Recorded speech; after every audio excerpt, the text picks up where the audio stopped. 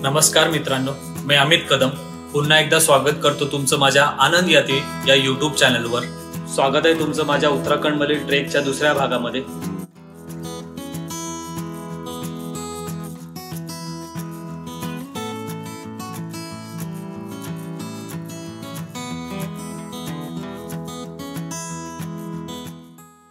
हा valley of फ्लॉवर्सचा entry gate. फुलांच्या एकूण 500हून अधिक प्रजाती येथे आढळतात।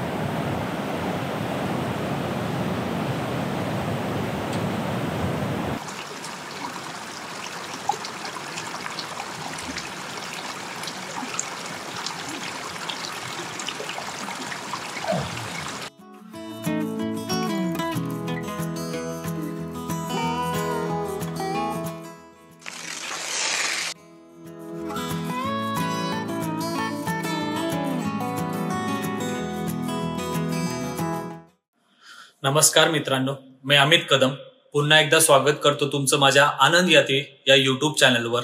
स्वागत आहे तुमचं माझ्या उत्तराखंडमधील ट्रेकच्या दुसऱ्या भागामध्ये। दुसऱ्या भागात आपण जाणार आहोत ते व्हॅली ऑफ फ्लॉवर्सला। व्हॅली ऑफ फ्लॉवर्स हे अंतर घांगऱ्यापासून जवळपास 4-4.5 किलोमीटरचं अंतर आहे आणि ह्याला ज्या ट्रेकला लागतात जवळपास 2 ते 2.5 तास। नमस्कार मित्रांनो, आज आपण जाणार आहोत ते व्हॅली ऑफ फ्लॉवर्सला। व्हॅली ऑफ फ्लॉवर्सचं बेस विलेज जे आहे ते घांगरिया आहे। घांगरिया विलेजवरनच व्हॅली ऑफ फ्लॉवर्स आणि हेमकुंड साहेब हे दोन्ही ट्रेक होतात। ओके, तर घांगरियापर्यंत कसं पोचावं हे मी माझ्या अगोदरच्या व्हिडिओमध्ये सांगितलंच आहे किंवा अगोदर तुम्ही बघू शकता। घांगरियापासून व्हॅली ऑफ फ्लॉवर्सला आणि हेमकुंड साहेब जाण्याला रस्ता सेम आहे। घांगरियामध्ये आपल्याला राहण्यासाठी खूप ऑप्शन्स आहेत।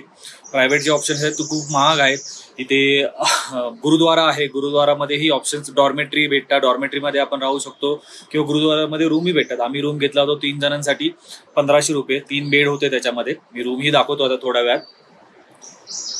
आणि तिथे एक चांगली गोष्ट आहे की गुरुद्वारामध्ये आपल्याला पियाला गरम पाणी भेटतं। दुसरी गोष्ट म्हणजे इथे रात्री 9 ते सकाळी 8 गरम पाणी आपल्याला आंघोळीला सुद्धा मिळतं। बाहेर जर जाल तर बाहेर 100 रुपये पर बकेट गरम पाणी मिळतं आंघोळीसाठी। गुरुद्वारामध्ये ते फ्री आहे। दुसरी गोष्ट, गुरुद्वारामध्ये 24 तास लंगर चालू असतो, तर तिथे आपण जेवू शकतो।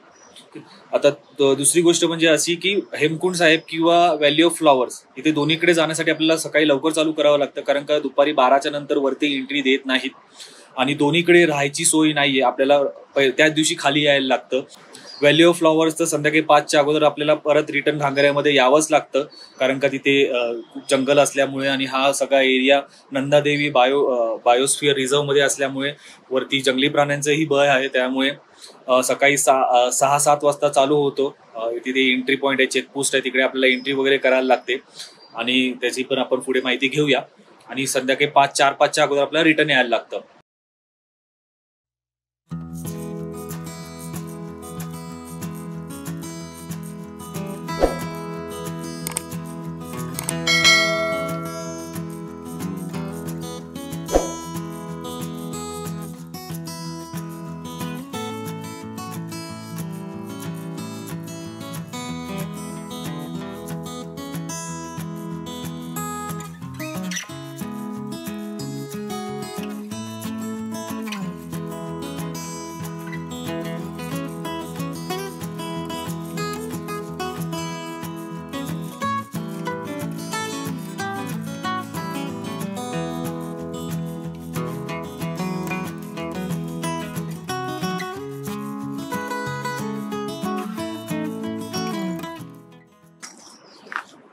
पुढेच 2 मिनिटावर एंट्री गेट आहे। इथे एंट्री गेटवर आपल्याला एंट्री करायला लागते। एंट्री फीज आहे आणि आपल्याकडे जे काही प्लॅस्टिक असेल त्याची नोंदणी पण इथे करावी लागते। प्लास्टिक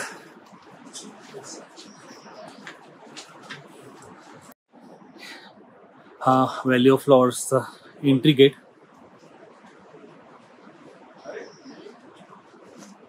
आणि इथे चेकपोस्ट आहे, इथे आपल्याला एंट्री करावी लागते आणि इथे आपल्याकडे जे काही प्लॅस्टिक आहे त्याची पण नोंदणी करावी लागते।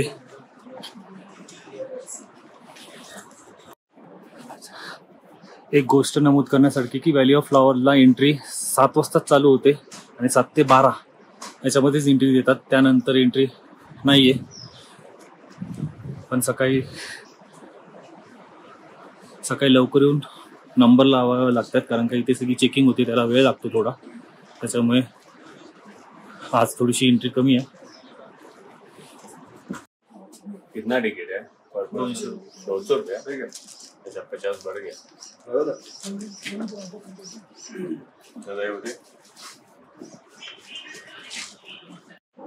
व्हॅली ऑफ फ्लॉवरची एंट्री फी आहे 200 रुपये पर पर्सन फॉर इंडियन सिटीजन्स आणि 800 रुपये फॉर फॉरेन सिटीजन्स.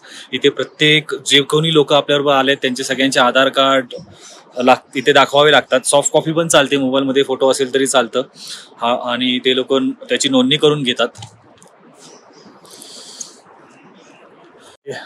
गेटवर आपल्या बॅगेची चेकिंग होते, आपल्याकडे काय असेल वगैरे, प्लॅस्टिकचं व्यापार वगैरे त्याची चेकिंग होते. फक्त एवढंच आहे की ते प्लॅस्टिक वगैरे घेऊन जाऊन देतात. इन्स्ट्रक्शन एवढंच आहे की खालती तिकडे खाऊन काही टाकू नये. ही विश्व धरोहर आहे, तर आपण त्याची काळजी घ्यावी की कुठलंही प्लॅस्टिक वगैरे तिकडे टाकू नये, निसर्गाचा आदर राखावा. एक संध्याकाळी 4-4:30 पर्यंत खालती आपल्याला रिटर्न यायला लागतं. त्याच्यामुळे तो आपण जेवढा लवकर हा ट्रेक चालू करू तेवढा लवकर चांगलं आहे, कारण संध्याकाळी वरती पूर्ण जंगल असल्यामुळे प्राण्यांचाही धोका आहे. त्यामुळे वरती जेवढा लवकर आपण रिटर्न येऊ तेवढा लवकर चांगलं आहे.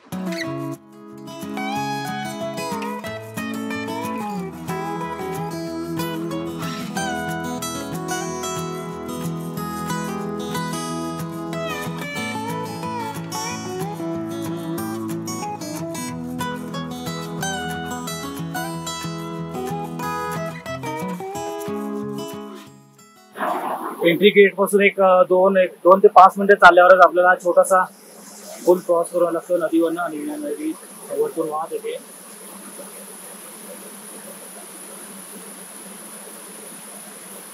आणि त्याच्या बाजूने वाट अशी वरती चढत जाते.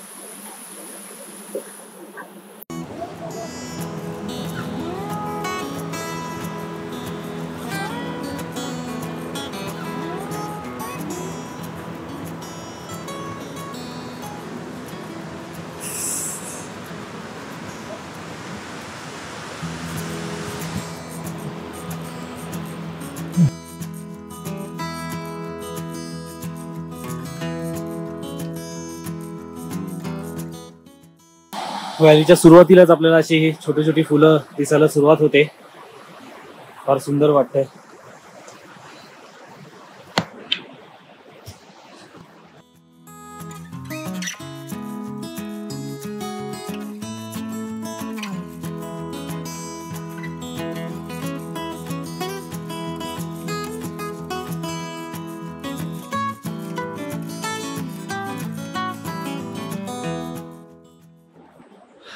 सुरुवातीला तरी हेमकुंड साहेबपेक्षा ही वाट जरा सोपी आहे, स्टीफ नाही आहे. हेमकुंड साहेबची वाट सुरुवातीपासून खूप स्टीप आहे, ही वाट तशी सोपी आहे अजूनपर्यंत. तरी सुरुवात करून एक 5-10 मिनिटच झाली. सरळ वाट आहे, सरळ वाटेतून चाललोय. आजूबाजूला बघू शकता तुम्ही दाट जंगल आहे.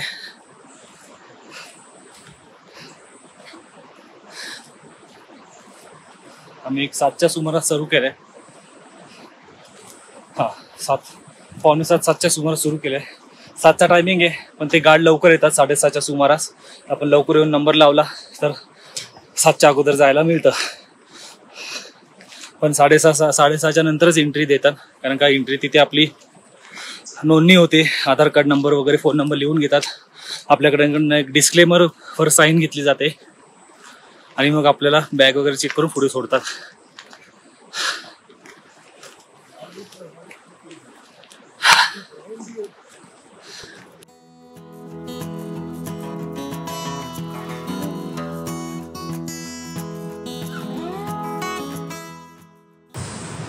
जंगल खूप घनदाट आहे.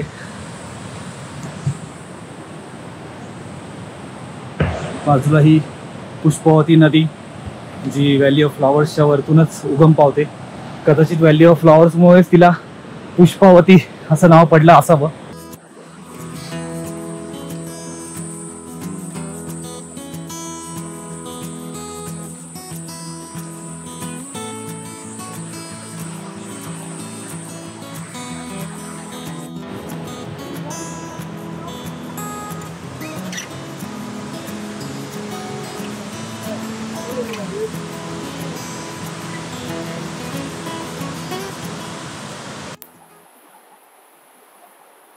ब्रिज, मोठा ब्रिज आपल्याला पार करायला लागतो पुष्पवती नदीवरून.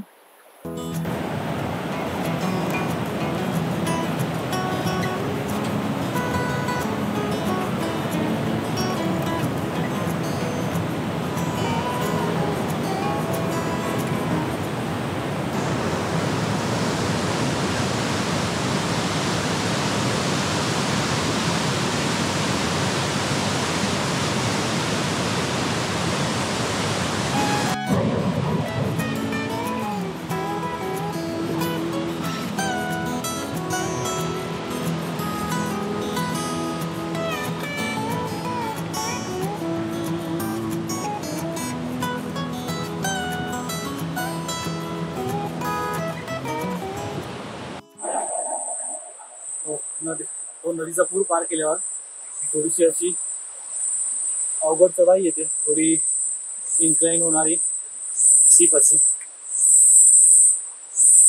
पण इथे एक व्हॅली ऑफ फ्लॉवरला एक चांगलं आहे की थोडीशी चढाई झाल्यावर थोडा समांतर पॅच आहे, त्याच्यामुळे जो थकवा आलेला असतो थोडासा कंट्रोलमध्ये होतो.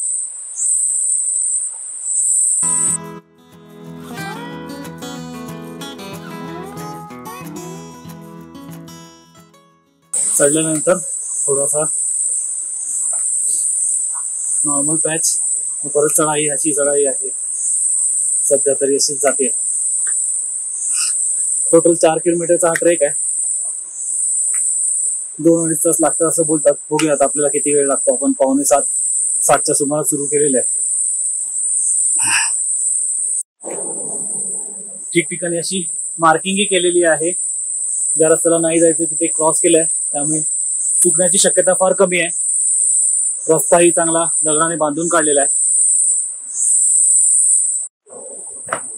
आता चढाई थोडी स्टीप झाली आहे, ती बघू शकता. ती अशी वाट करते वरती, थोडी स्टीप आहे चढाई, त्यामुळे दम खूप लागतोय. पण वाट पूर्ण जंगलाने वेढलेली आहे. पूर्ण चारी साईडला जंगलच जंगल आहे.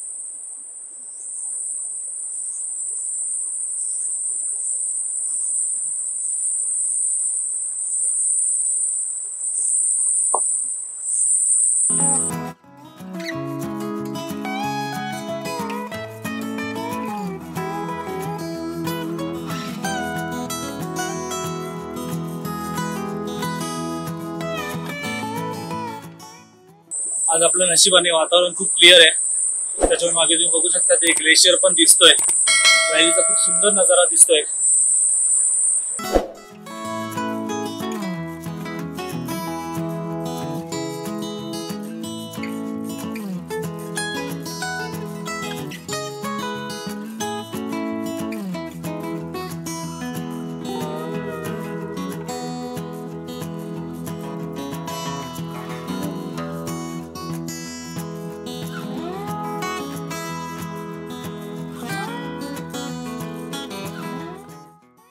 व्हॅली ऑफ फ्लॉवर्सच्या पूर्ण ट्रेकमध्ये कुठेही दुकानं दिसत नाहीत, कुठेही खाण्यापिण्याची दुकानं नाहीत. त्याच्यामुळे आपलं खाण्याचं सामान आणि पाणी पिण्याचं सामान, पाणी पिण्यासाठी इनफ पाणी आपला बरोबर घेऊन यावं. जसं हेमकुंड साहिबला तर 1 किलोमीटरवर हॉटेल्स आहेत जिथे आपल्या खाण्यापिण्याची सोय होते, तशी व्हॅली ऑफ फ्लॉवर्सला अशी काही व्यवस्था नाहीये. जागतिक धरोहर घोषित स्थळ आहे हे, त्याच्यामुळे इथे कचरा होईल असं काहीही नाहीये. इथे दुकानं, त्याच्यामुळे दुकानांना परमिशन दिलेली नाहीये. पाण्याची व्यवस्था पुढे असावी, किंवा हे नदी जी वाहते त्याच्यातून जरी पाणी भरून घेतलं तरी ते पाणी चांगलंच आहे आपल्या मुंबई पुण्यापेक्षा तरी. पण एवढं नक्की आहे की खाण्याचं सामान जरूर आणावं, कारण 4 किलोमीटर ट्रेक केल्यानंतर आपल्याला थोडंफार खायला तर लागणारच आहे.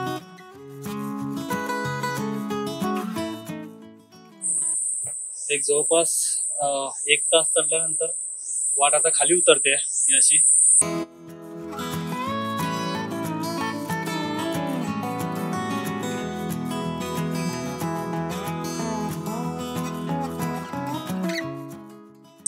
थोडा वेळ 1 तास चढून झाल्यावर वाट आता ही अशी खाली उतरते. खाली उतरणे त्यामुळे आता जरा बरं वाटतंय.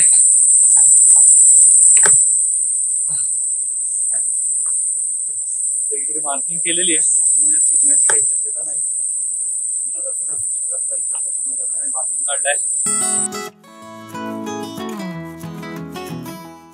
तसं उंदीर, हिमालयन उंदीर लागलाय, कळतोय. सशा टाईप दिसतोय ना.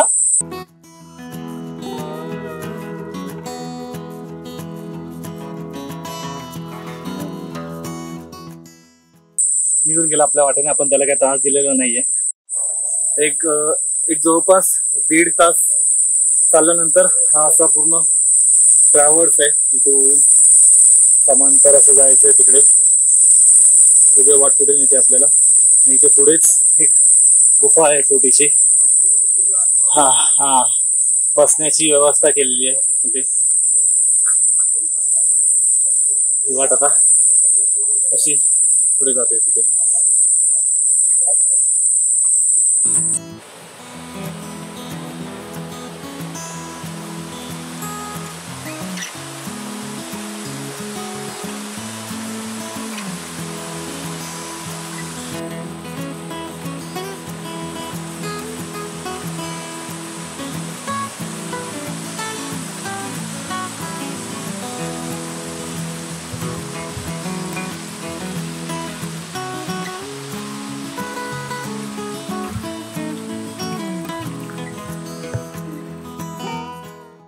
आता थोडा वेळ आपल्याला असं फ्लॅटच चालायचं आहे. परत ट्रॅव्हल्स मारते डोंगराला.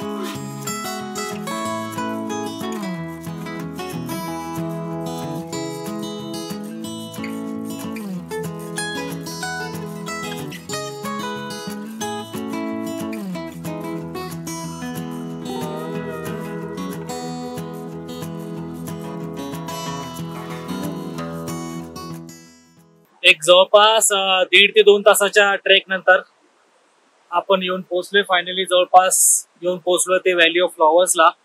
आता आपण याच्या पुढे व्हॅली ऑफ फ्लॉवर्स एक्सप्लोर करू. वाट तशी हेमकुंड साहेब सारखी कठीण नव्हती, पण थोडीशी स्टीप तर होती. आणि शेवटचा पॅच चालायचंच होतं, 1 किलोमीटर शेवटचा.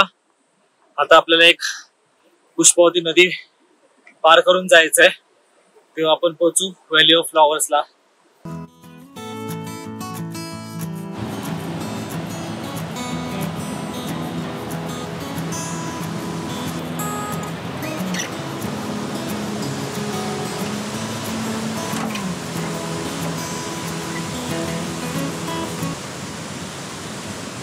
मित्रांनो, डोंगरावर किती, या साईडला किती लवकर वातावरण बदलू शकतं त्याचे परत एकदा उत्तम उदाहरण. आपण आता उन्हात आहोत आणि तिथून ढग येत आहेत.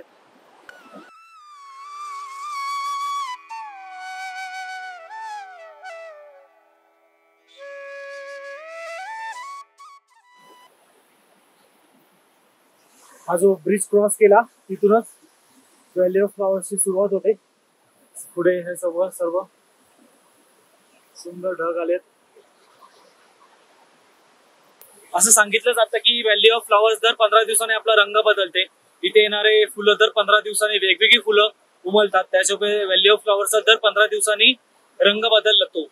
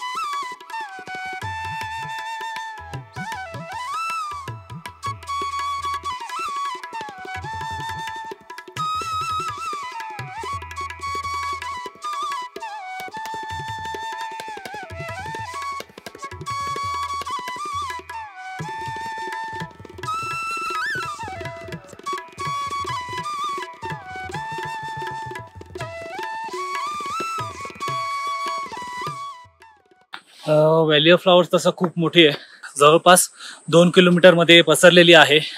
आपण आत्ताच जस्ट सुरुवात केली आहे, आतमध्ये जातोय हस्ती हस्ती. आज व्हॅली ऑफ फ्लॉवर्सचा रंग गुलाबी आहे, पिंक. सगळीकडे पिंक फुलं आलेली आहेत. खूप छान वाटतंय, वातावरण खूप प्लीजंट आहे. मागून ढग येतात आपल्या, तिथून आपण चालू केलं होतं तिथून. आणि आपण जिथे आहोत तिथे अजूनपर्यंत ऊन आहे, म्हणून इथले जे काही ट्रेक आहेत ते सकाळी फर्स्ट हाफमध्येच पूर्ण केलेले बरे पडतात, कारण का सेकंड हाफमध्ये इथलं वातावरण अचानकपणे चेंज होतं. आता आपण व्हॅली ऑफ फ्लॉवर्सच्या आतमध्ये चाललोय, बघूया किती आतमध्ये जाता येतं. थोडंफार आतमध्ये जाऊन येऊया, एक किलोमीटर पर्यंत.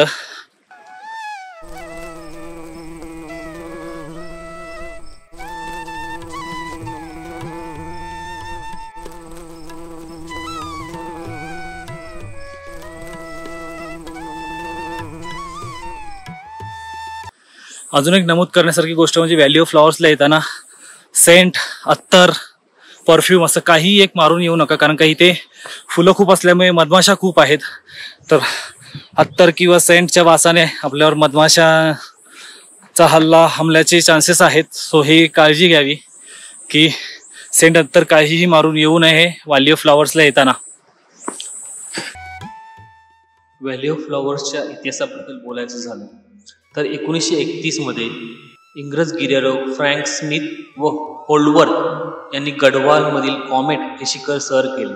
परतीच्या मार्गावर त्यांनी पश्चिम खिंडीचा मार्ग घेतल्यामुळे दोघे गिर्यारोहक रस्ता भटकले व भटकून या दरीत पोहोचले. येथे पोहोचल्यावर बहरलेल्या फुलांच्या गालिचांनी त्यांची हरवल्याची भीती पूर्णपणे घालवली व फ्रँक या जागाच्या प्रेमात पडला. फ्रँकने येथेच तंबू काढला व पुढे कित्येक दिवस तिथे उगवणाऱ्या अनेक फुलांचे नमुने गोळा केले. त्यातील कित्येक फुले जगाला पहिल्यांदाच ज्ञात होती. 1937 मध्ये तो परत येथे आला व अभ्यास करून त्याने व्हॅली ऑफ फ्लॉवर्स हे पुस्तक प्रकाशित केले. 1980 मध्ये याची राष्ट्रीय उद्यान म्हणून स्थापना झाली व 1982 मध्ये याची जागतिक वारसा स्थान म्हणून निवड झाली. अत्यंत वैविध्यपूर्ण फुले हे येथील वैशिष्ट्य आहे. फुलांच्या एकूण 500हून अधिक प्रजाती येथे आढळतात. त्यातील कित्येक केवळ येथेच आढळणारे आहेत. फुलांमध्ये प्रामुख्याने ऑर्चिड, पॉपीज असे अनेक प्रकार येथे पाहायला मिळतात. वर्षातील 9 महिने बर्फाच्छादित असल्याने केवळ 3च महिने बहाराची असतात. बहाराच्या महिन्यात दर 2 ते 3 आठवड्यानंतर एकाच जागी पूर्णपणे वेगवेगळ्या फुलांची वाढ झालेली आपल्याला पाहण्यात येते.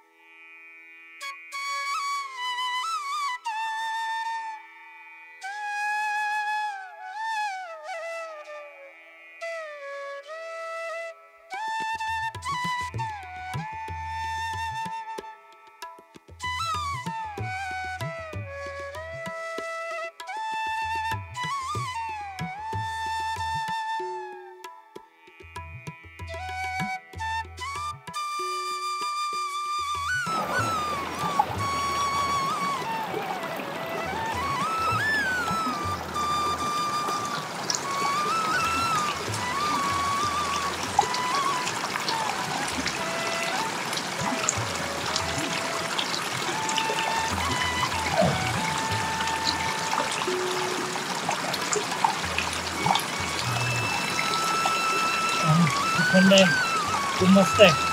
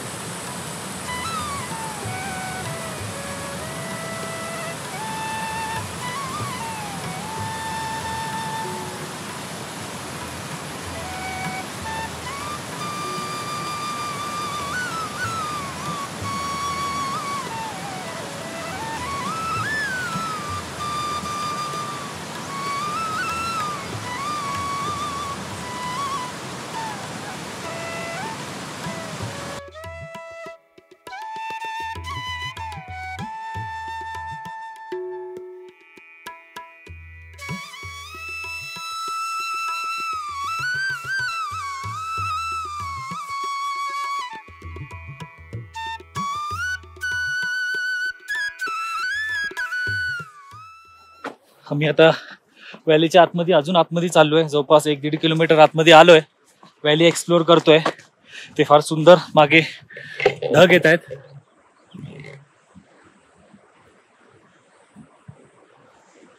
आतमध्ये व्हॅली अजून घंटा झाडांची वाढत चालली आहे.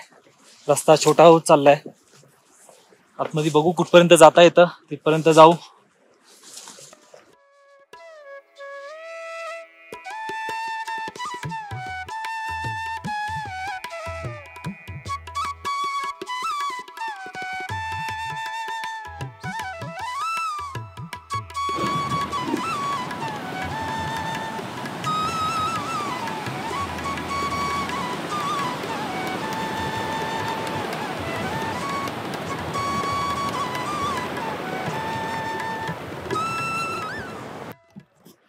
खूप आतमध्ये आलोय.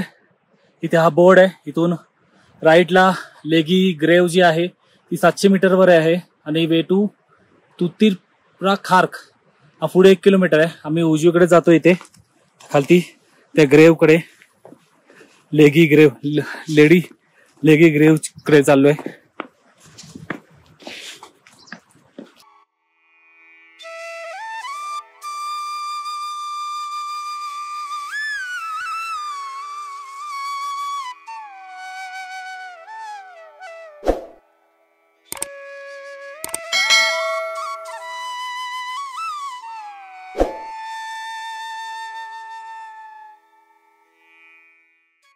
ग्रेवकडे जाणारी वाट अशी खूपच अरुंद अशा झाडीतनं जाते.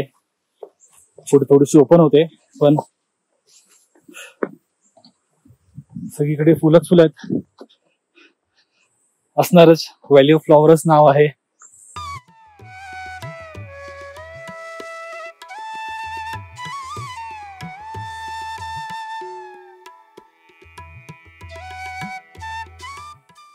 हीच ती जॉन मार्गरेट लेगीची मेमोरियल.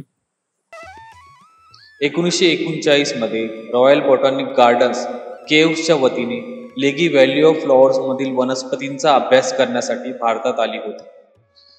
फुले गोळा करण्यासाठी काही खडकाळ उतारावरून जात असताना ती घसरली आणि वयाच्या 54व्या वर्षी अविवाहित असतानाच तिचा मृत्यू झाला.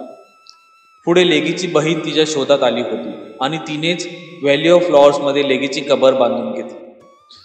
2010 मध्ये लेगीला श्रद्धांजली म्हणून व्हॅली ऑफ फ्लॉवर्स जवळच आढळलेल्या टेरड्याच्या म्हणजेच इंग्लिशमध्ये इम्पेशन्सच्या एका नवीन प्रजातीचे नाव इम्पॅटियन्स लेगई असे ठेवण्यात आले.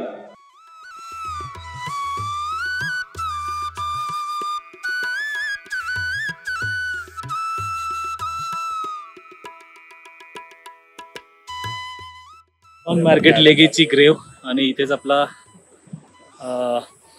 Valley of फ्लॉवर्सचा trek संपतोय. आता इथून आम्ही परत जायचं रिटर्न जर्नी चालू करणार आहोत.